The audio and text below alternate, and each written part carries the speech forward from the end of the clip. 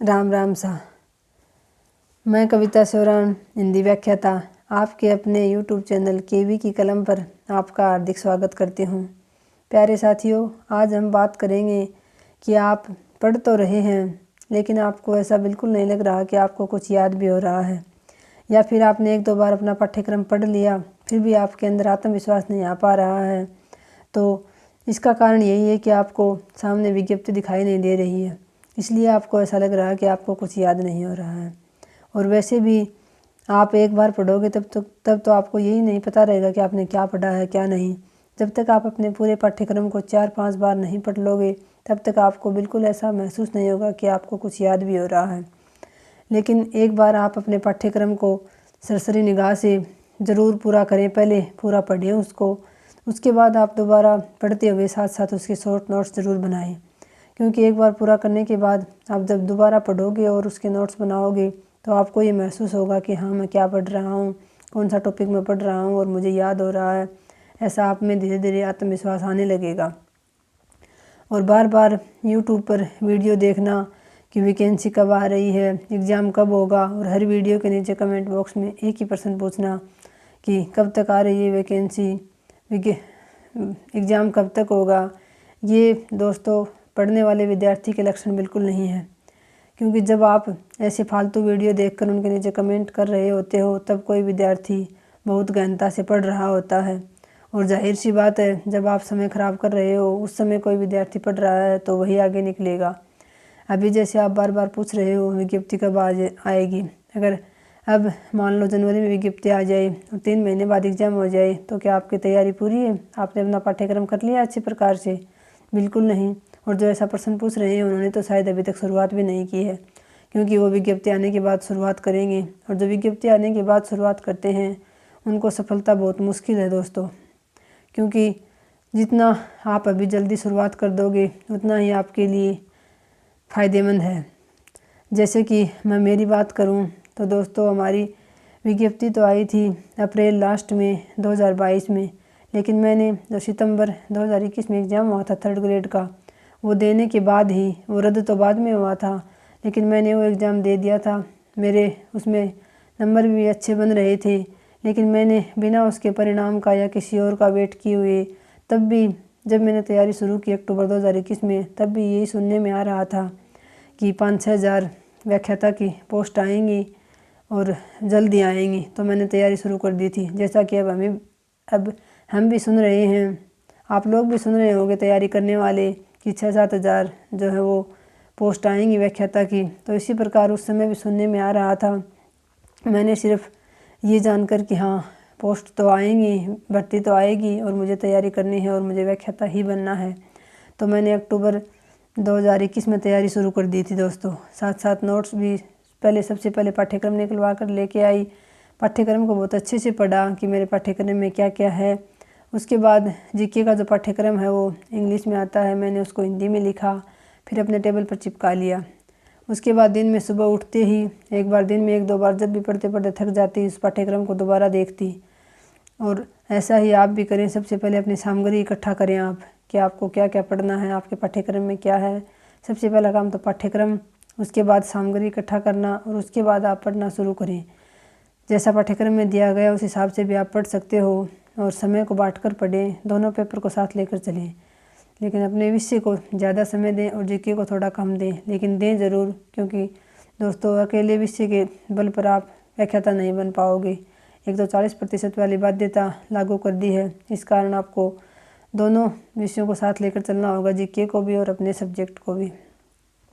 तो मैंने तो जब मई में जब मैंने फॉर्म लगाया था, 2nd ग्रेड और 1st ग्रेड दोनों के साथ आ गई थी, तो मैंने तो तब तक मेरा पाठ्यक्रम 2 बार पूरा हो चुका था, मैं 2 बार पढ़ चुकी थी और शॉर्ट नोट्स भी बना लिए थे मैंने। बाद में मई में हमारा कुछ पाठ्यक्रम बदल गया था। आपको भी अगर ये संशय है कि कहीं पाठ्यक्रम बदल ना जाए तो ये मन में बिल्कुल ना रखें, क्योंकि पूरा का पूरा आमूल चूल परिवर्तन पाठ्यक्रम में कभी नहीं होता।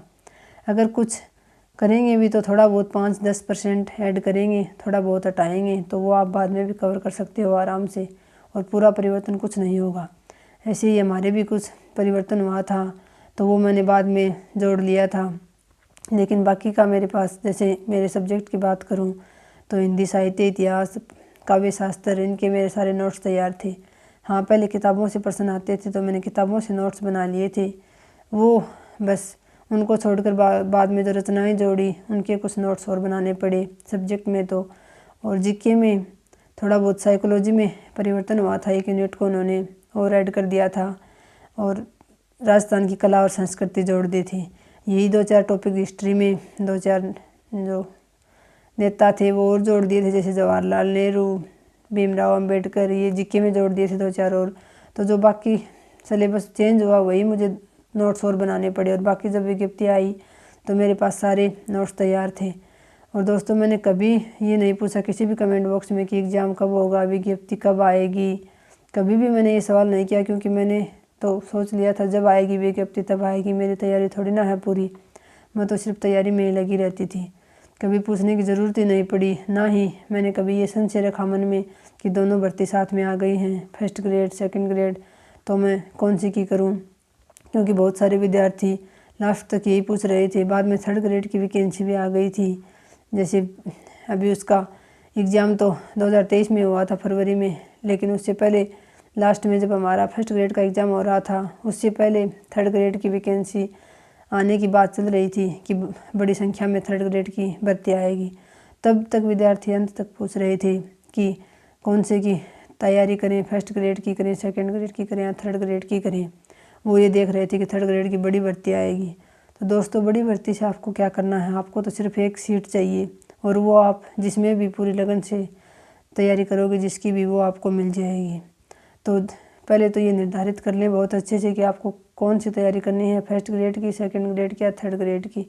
उसके बाद आपको जिसकी तैयारी करनी है उसी का पाठ्यक्रम निकलवा कर ले आएँ, उसी की सामग्री आप अपने पास जमा करके रखें। बार बार इधर उधर मन को ना भटकने दें कि मैं फर्स्ट की करूं, सेकंड की करूं, क्योंकि और ना ही दो तैयारी एक साथ हो सकती हैं दोस्तों। दो नावों में सवार बिल्कुल नहीं होना है, आपको सिर्फ एक ही लक्ष्य बनाना है और पूरा उस पर ही ध्यान केंद्रित करना है। तो आप बिल्कुल भी ये मन में संशय ना रखें कि आपको कुछ भी याद नहीं हो रहा है। जब आप पढ़ोगे बार बार तो बहुत अच्छे से याद होगा। करत करत अभ्यास के जड़मती होत सुजान, रसरिया आवत जात, शिल पर परत निशान। तो दोस्तों, जब रस्सी के बार बार आने जाने से पत्थर पर भी निशान पड़ सकते हैं, तो फिर आप तो सजीव मनुष्य हो, आपका मस्तिष्क तो चालू हालत में है, तो बिल्कुल आपको याद हो रहा है। लेकिन ऐसा भी नहीं है कि आपको ये लगे कि जो नौकरी लगते हैं या जो सफल हो जाते हैं उनको सब कुछ अंगुलियों पर याद हो जाता है। ऐसा बिल्कुल नहीं है, अंगुलियों पर सब कुछ याद किसी को नहीं होता। लेकिन जब आप बार बार रिवीजन करोगे, 5-6 बार जब परीक्षा तक आप अपना सिलेबस आँखों में से निकाल लोगे, तो जब परीक्षा में प्रश्न आएगा, 4 ऑप्शन आएंगे, तो उसमें से आप अपने उत्तर तक आराम से पहुंच जाओगे। और बाकी पूरा का पूरा अंगुलियों पर किसी को भी याद नहीं होता। कोई ऐसे कह भी सकते कि मैंने ऐसा कुछ याद कर लिया था या ऐसा मुझे याद हो गया था, लेकिन ऐसा सब बिल्कुल किसी को याद नहीं होता, क्योंकि कंप्यूटर जैसा दिमाग नहीं है, हम मनुष्य हैं और मनुष्य में दिमाग सब में एक जैसा ही है।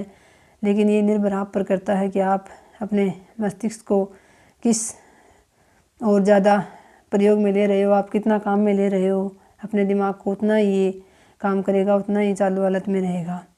और फिर आपकी दिशा सही होनी चाहिए कि आप किस दिशा में इसका सही प्रयोग कर रहे हो। आपको सिर्फ अपनी पढ़ाई पर फोकस करना है।